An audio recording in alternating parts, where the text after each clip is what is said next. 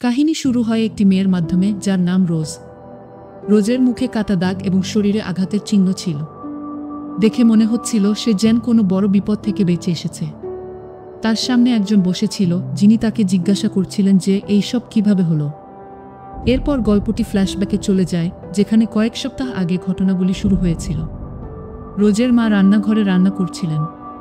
ঠিক সেই সময় রোজ কাজ থেকে বাড়ি ফিরে আসে। মামের দেখা হয় এবং দুজনই খুব খুশি ছিল। মা তাকে একাই বড় করেছেন, কারণ রোজ যখন ছোট ছিল তখন তার বাবার মৃত্যু হয়েছিল। মা তাকে বলেন এই সপ্তাহের শেষে তারা তার বন্ধুর সঙ্গে ভ্রমণে যাবে, যার নাম ডেরিক। রোজ যেতে চায়নি, কিন্তু মা তাকে বোঝান এবং শেষে রোজ রাজি হয়ে যায়। মামে গাড়িতে ওঠে। রোজ তার মাকে আবার জিজ্ঞাসা করে, আপনি এই মানুষটির সাথে বেশি দিন আগে দেখা করেননি, আমরা কি তার উপর ভরসা করতে পারি? তার মা হেসে বলেন, ডেরিক একজন ভালো মানুষ। তুমি তার সাথে পরিচিত হলে তোমার ভুল ধারণা কেটে যাবে।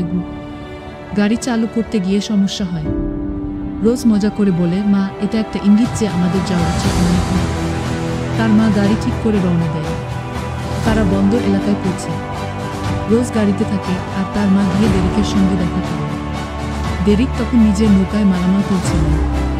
ডেরিক তাদের তার নৌকায় নিয়ে যায়, যার নাম ছিল অ্যান্ড্রেসিয়া। তিনি বলেন, এই নাম আমি পরিবর্তন করিনি, কারণ ভ্রমণের সময় এমন কিছু করা ঠিক নয়। রোজ তখনও ডেরিকের উপর পুরোপুরি ভরসা করতে পারেন, কিন্তু তিনি কথাবার্তায় একজন ভালো মানুষ মনে হচ্ছিলেন। ভ্রমণ শুরু হওয়ার পর রোজ তার মায়ের সাথে কথা বলে। তার মা তাকে আশ্বস্ত করে। ডেরিক রোজকে নৌকা চালানো শেখানোর চেষ্টা করে। এক পর্যায়ে ডেরিক রোজের মা এবং রোজকে উপহার দেন। তার মাকে একটি শার্ট এবং রোজকে একটি ছোট ছুরি দেন, যা বিপদের সময় কাজে লাগতে পারে। রোজ উপহারটি গ্রহণ করলেও অস্বস্তি বোধ করে। একদিন রোজের মা ছবি তুলছিলেন। হঠাৎ করে বাতাসের কারণে তিনি পানিতে পড়ে যান। ডেরিক দ্রুত নৌকা থামায়। রোজ কম্বল নিতে নিচে যায়। সেখানে সে অস্ত্র দেখতে পায়, যা দেখে ভয় পায়। তবে তার মা নিরাপদে ফিরে আসেন। তার মা বলেন, তোমার ফোনও আমার সাথে পড়ে গিয়েছিল। রোজ উত্তর দেয়, মা, ফোনের কোনো সমস্যা নেই। আপনার নিরাপত্তাই আমার জন্য গুরুত্বপূর্ণ। রাতে রোজ ঘুমিয়েছিল। হঠাৎ একটি শব্দে তার ঘুম ভেঙে যায়। সে দেখতে পায় একটি নৌকা তাদের দিকে আসছে।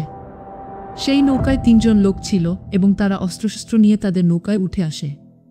তারা ডেরিক এবং রোজের মাকে ভয় দেখায়। তাদের চাহিদা পূরণ না হওয়ায় তারা রোজের মাকে হত্যা করে এবং ডেরিককে আহত করে সমুদ্রে ফেলে দেয়। রোজ ভয় পেয়ে নৌকার নিচে লুকিয়ে পড়ে। রোজ পুরো রাত কান্না করে এবং নিজের মায়ের মরদেহকে কাপড়ে মুড়ে রাখে।